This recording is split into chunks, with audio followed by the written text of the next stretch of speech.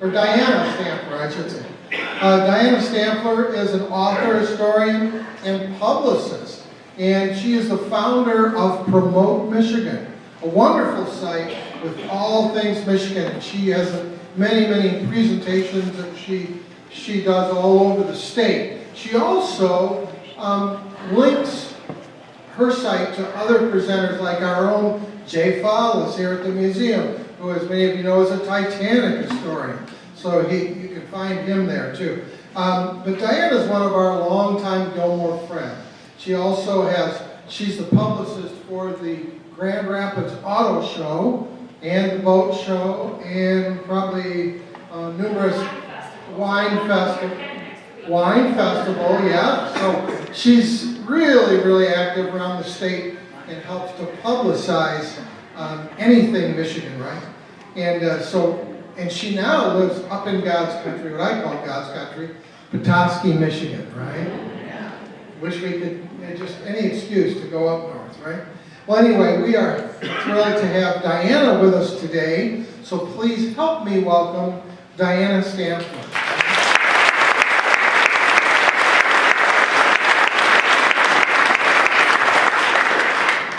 Wow.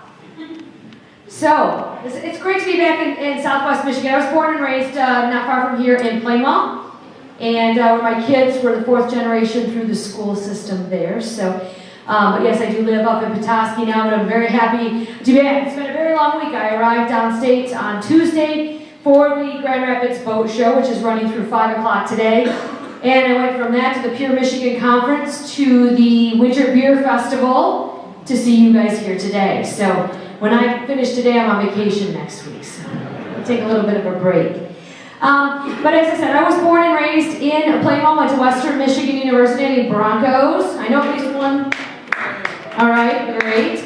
After I graduated from Western with a degree in print and broadcast, I got a job working for an organization in Grand Rapids called the West Michigan Tourist Association. I actually worked with Ken through working with WMTA. And in '97, when I started working with that organization, my first project with them was to catalog every single lighthouse on Lake Michigan. And there were about 140 of those, and what I was doing with that list was creating a spreadsheet that said the name of the light, the city the light was in, and there were columns, and I would have to track down the height of the tower, the order of the Fresnel lens that was in that tower, was there a museum, could you climb the tower? There were all different types of categories in there, and two of them, one was if it had a female lighthouse keeper, and actually Michigan had over 50 women serving the lighthouse industry. So maybe I'll come back next season and tell you about that. But one of the columns was, is it haunted? And I remember in 1997-98 on that first project, just putting X's in that column as I was going down the list of all the lighthouses.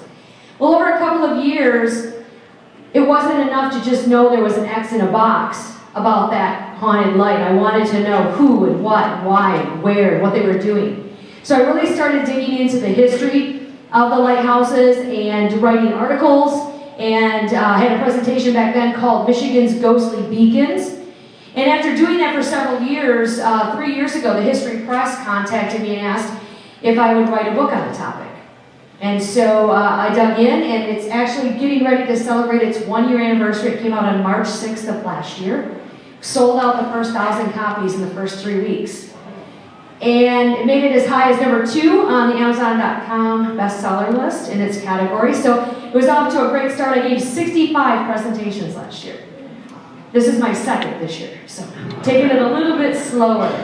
But what I'm going to do today for the next 90 minutes or so is I'm going to walk you through different chapters of the book. I'm going to tell you a little bit of the ghost stories. I don't want to tell too much because I do want you to buy the book at the end of the program and hear some of them. But at the end, we're going to open it up and see if anybody else has any stories about any of these lighthouses, particularly the haunted stories that they might like to share with the group.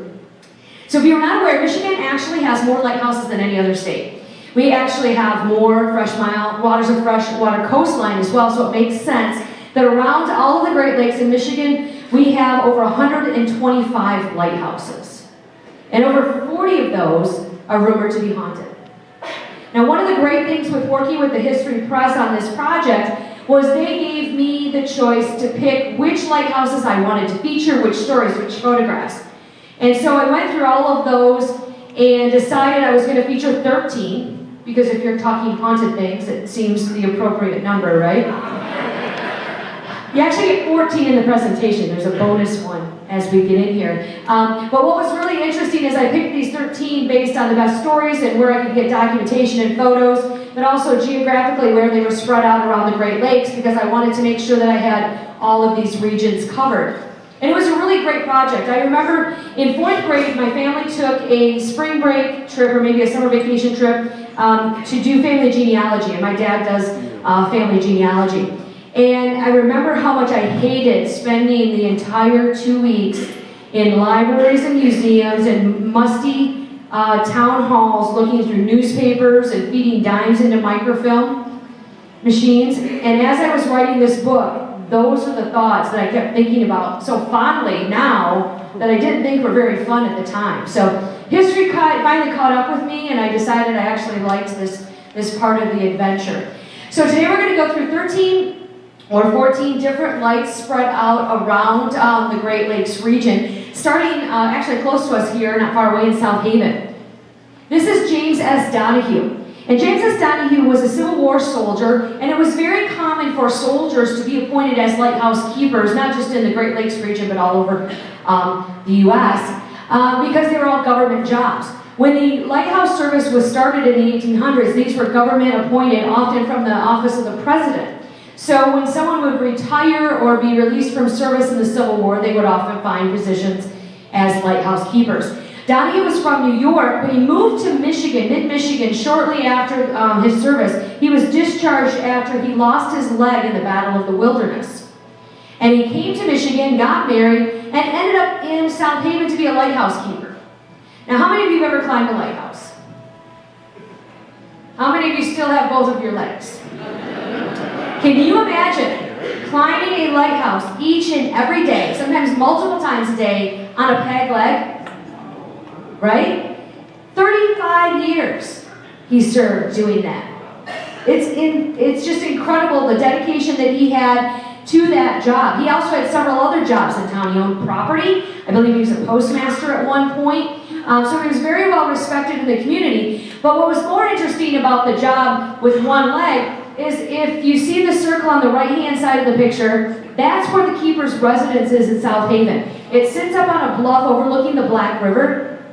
He had to walk down a set of stairs that are built into the back of the property, down along the pier, along the river, and all the way out to the end of the pier to get to that lighthouse. And then climb the tower, and then climb down. And if the weather was bad, he would also have to use the catwalk. So I think about this man on a peg leg, hauling a pail of hot oil out to that lighthouse and tending to that light. And in some of his logs, he actually talks about how he would spend the night in the tower to make sure that the light would stay lit, because if it was really stormy, he didn't want to have to keep going back and forth, so he would spend repeated nights in the tower. There are stories of him climbing and crawling on his hands and knees along the catwalk with his lantern clenched in his teeth just to get out to do his job. Because on those stormy days, that's when the lighthouse was even more important than on clear, beautiful days like today. So 35 years he's dedicated with saving 15 lives during his service. Now, over the years, I had always heard that the keeper's residence was haunted. So here we have a picture of Donahue and his family sitting on the lawn of the keeper's residence. It was great. So I mentioned the 13 chapters in the book, and it wasn't until I started giving this presentation last year that the number 13 kept popping up repeatedly, unintentionally in the program. Someone came up to me afterwards and said, you know the 13 people in that picture. All right. Clearly, I did not stage that photograph. A little before my time. But you can see Donahue on the left-hand side. He's got his crutches there. His family did assist him in the job, which was very common for lighthouse keepers. Because they were responsible for taking care of the beacon itself, the house was provided to them by the lighthouse service. So if he could not do his job for any reason, the family would always step up and help. Whether that was the wife, the mother-in-law, the father-in-law, brothers, children. Because if he didn't do his job, he would lose his job. He would lose that job. He would lose his salary, which was probably about $500 a year. He would lose his home, and the family would have to leave. And so the family knew that when they signed on to be a keeper, when one person in that family signed on to be a keeper, it was a family job. And so they all worked tirelessly to make sure that the job was taken care of. Now, Donahue retired and later passed away, but over the years, people have said that they have heard his voice and his footsteps inside the keeper's residence. So about 5 years ago, I gave this previous version of my program on the lawn, right where his family sat, which was really great, at sunset. And before that, I got a chance to go through the house to see if I could get Donahue to come out and introduce himself to me. He did not. But people who have been there over the years, many of the volunteers and the docents at the museum there, it's run by the Michigan Maritime Museum, say that when they're on the main level, that they will hear footsteps upstairs when no one else is in the building. Or if they're upstairs, maybe they'll hear doors shutting downstairs or voices when no one else is in the building. The basement door pops open a lot when no one else is around as well. And of course, some of these things may just be old house creaky sounds. But I think perhaps Donahue, who was so dedicated to his job while he was alive, simply feels no need to leave now. So he remains on as one of the spirits of the lighthouse there. Now just at the river, we have White River Light Station in Whitehall. And this lighthouse may have never been built had it not been for Bill Robinson. And Bill Robinson and his wife Sarah came to the Whitehall area in the 1860s with 7 of their, you want to guess how many children? 13 children. So, okay, there it is again. I think there's one more when we get further along.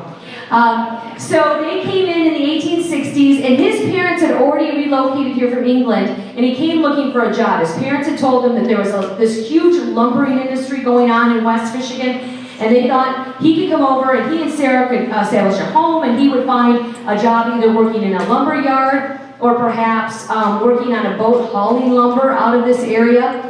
So when he got there, he was amazed at how much traffic was going in and out of the White River, yet there was no lighthouse in this community to guide those ships.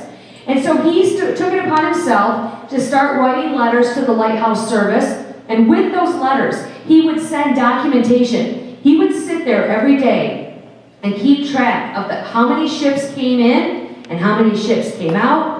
And he would go down to the dockyard, to the lumber yard, and he would keep track of the name of the ship and the captain and what they were hauling and where they were going and how much they had. And he would send this to the lighthouse service to verify the need to have a lighthouse constructed here. About 6 years he did that before they finally allocated the money. And they hired him to build the light. They hired him to be the foreman on the project, so he hired all of the crew. And he had this light built. It was completed in late 1875. Too late in the season for them to actually illuminate it for that season. So they waited till the following spring. And during that time, they hadn't really named a keeper.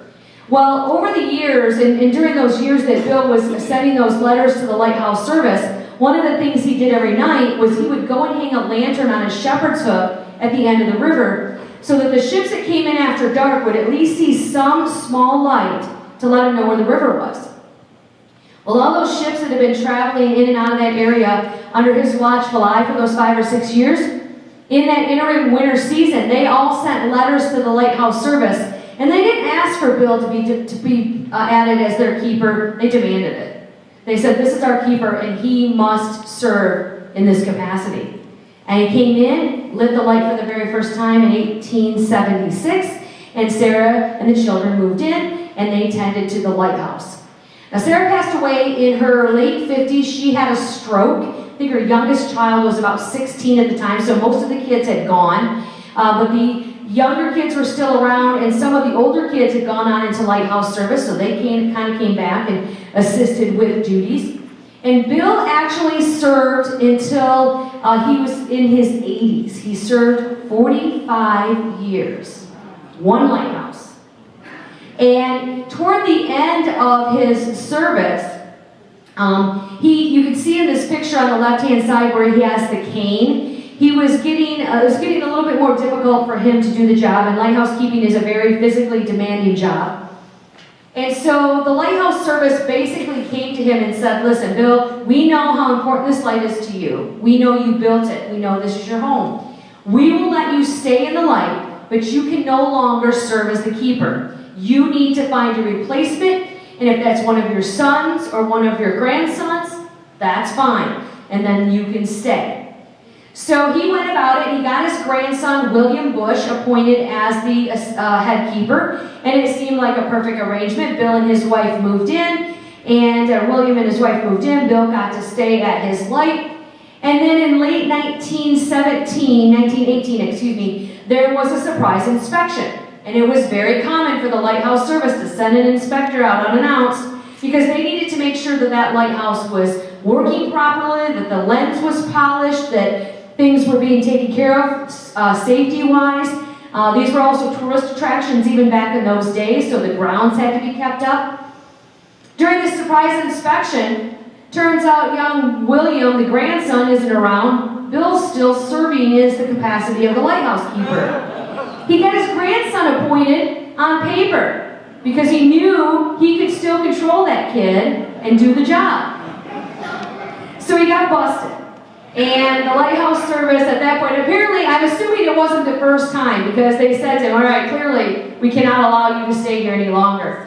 So they said to him, you can stay through the winter because, again, this is heading into the end of the season when the shipping season ends until spring. You can stay until April, but then when the season starts next year, you need to leave the light. Well, I guess the joke was on them because he died there the day before he was to vacate.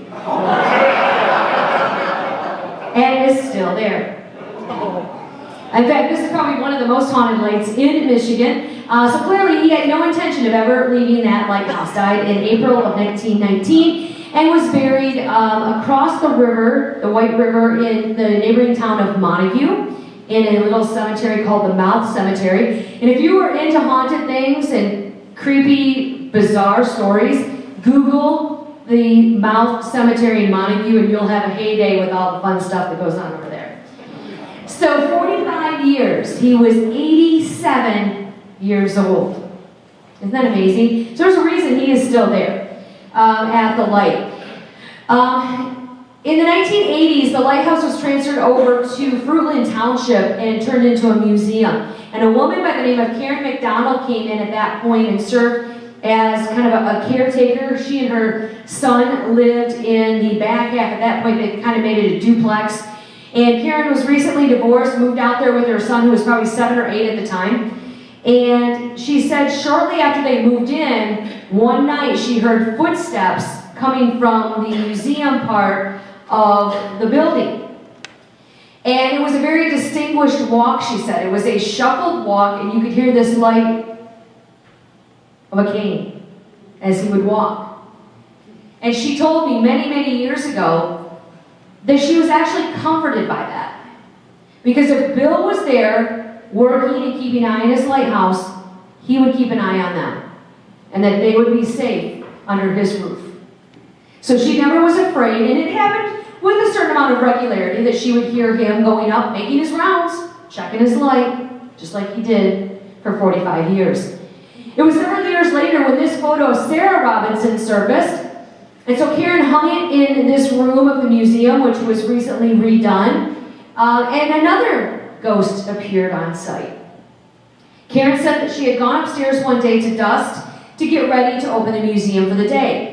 And of course, being right there near the beach and along the river, and the windows that are open and whatnot, you get a lot of dust that comes through the museum. So every day before they would open, she would go upstairs and she would dust all of the displays.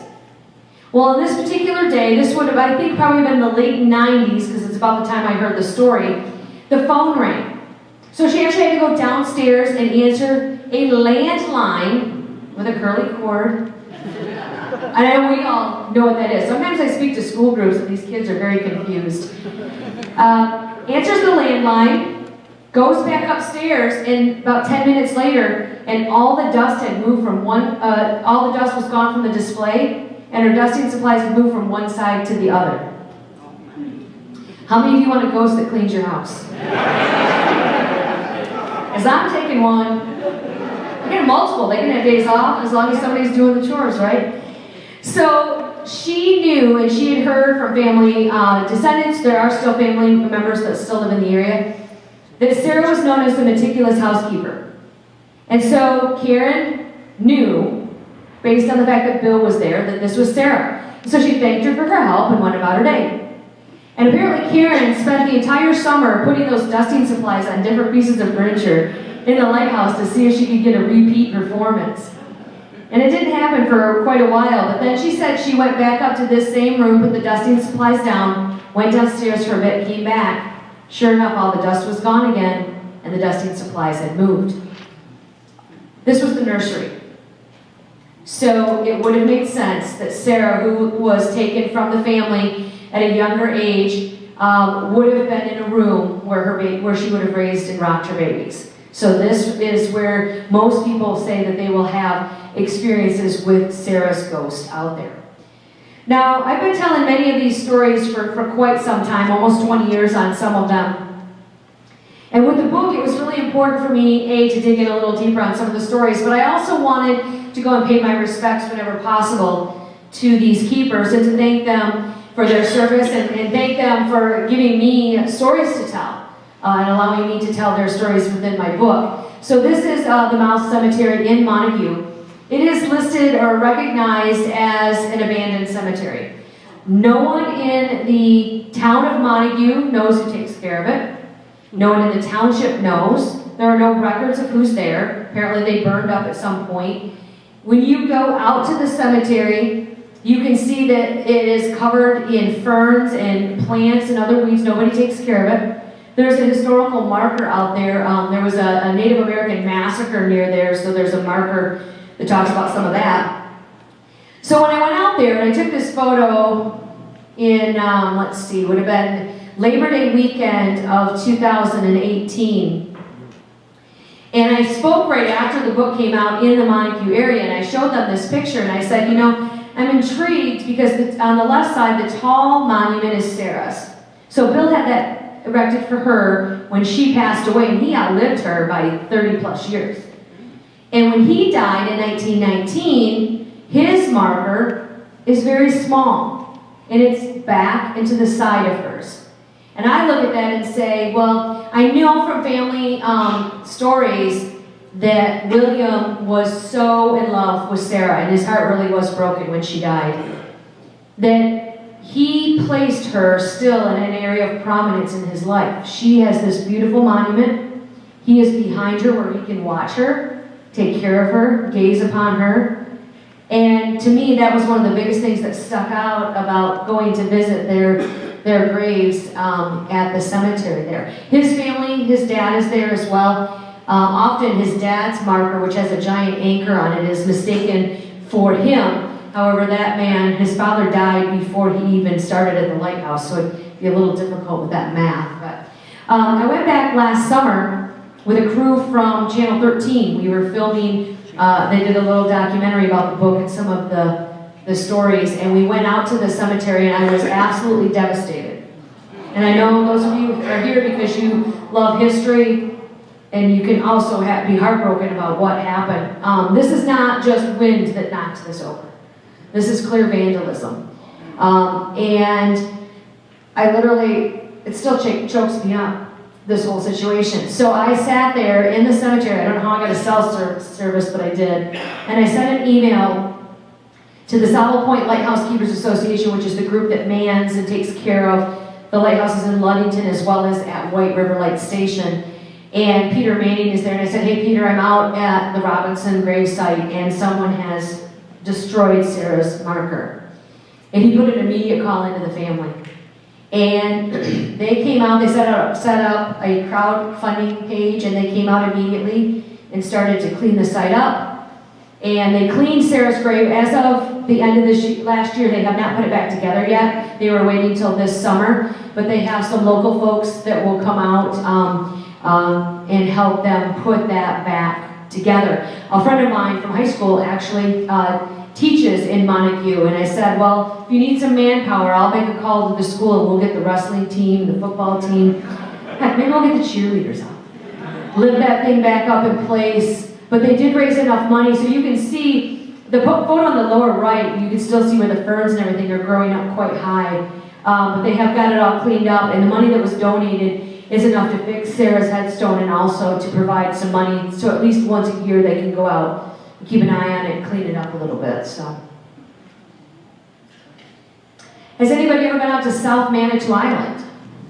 Only a few of you, okay. It's a great little destination. You can take a day trip there. You go from Leland and Fishtown, where they're repairing their shanties that have been underwater.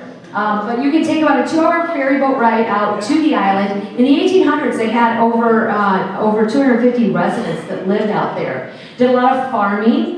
Of course, they had the lighthouse, they had a Coast Guard life-saving station, because this harbor is the deepest natural harbor in that part of Lake Michigan.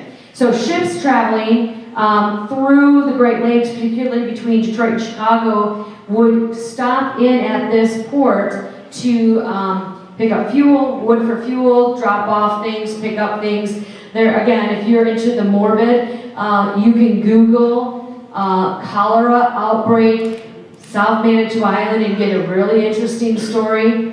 They actually used to bury bodies there because they didn't want to take them into Chicago Harbor. So there's some interesting stories on that front as well. One of the most noted families on the island was the Sheridan family. And Aaron and Julia Sheridan came in after he served also in the Civil War. You could see his left hand is hanging by his side.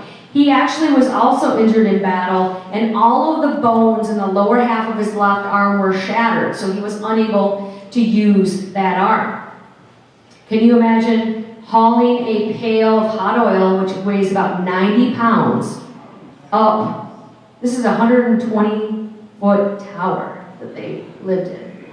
So let me show you that, and I'll come back to this real quick. So it's one of the taller towers. You can actually climb it still to this day. But I thought about that as I was doing some of the research. If you climb a lighthouse tower and you're carrying a pail of hot oil in your right hand, you can't hold on to the rail with your left hand if you can't use it. So he had some serious balance, right? To be able to go up and down that tower every day, hauling that pail of oil to tend to the light. Now, because of the location of this light, because of the tower height, and because of his injury, he was actually able to get his wife, Julia, as an official assistant keeper, recognized and paid by the lighthouse service. So he made about $350 a year. She probably made $150 as an assistant, and they lived at the lighthouse with their 6 sons, and they served there for about, how many years? About 13 years. I think, I told you, it just keeps coming here. So, it was a pretty good life. They had other family out on the island, and things were going well until 1878. And at that point, in March of that year, they had hired this gentleman on the right. His name was Christian Ankerson, and he was a local fisherman and sailor. And because Aaron only had one arm, he couldn't sail a boat to go back and forth from the island to the mainland, which would be like Glen Arbor, Glen Haven area. So if he needed to go to the mainland, he would have to hire someone from the island or get someone from his family to go with him. So in March of 1878, they hire Christian to take them across. And they go in a boat similar to this. This is a 25-foot Mackinac, open-air sailboat. And on this particular day, Julia went as well. And if you pull some of the archived newspapers and other documents, which always conflict back then, so trying to figure out the true story sometimes is a challenge. But there are 2 different stories. One is that they were going to the mainland for lighthouse business. And another story says they were going for family personal business. And I tend to believe it was personal. Because if it was business, seems like Aaron could have taken, he had 2 sons that were 14 and 16. He had other adult males on the island. But to take his wife with him in March in northern Lake Michigan seems a little strange. Particularly because they had with them their 9-month-old son, Robert. I believe Robert was probably ill and needed to go to see a doctor on the mainland, because I can't imagine any mother taking an infant on an open-air sailboat in March in northern Lake Michigan If they're, just because. It's not a joyride. It's not a business ride either. You would not take that child. Because you think about it, the accident actually happened March 15th. That was a full month before the Titanic went down. So can you imagine what northern Lake Michigan looked like at that point? On the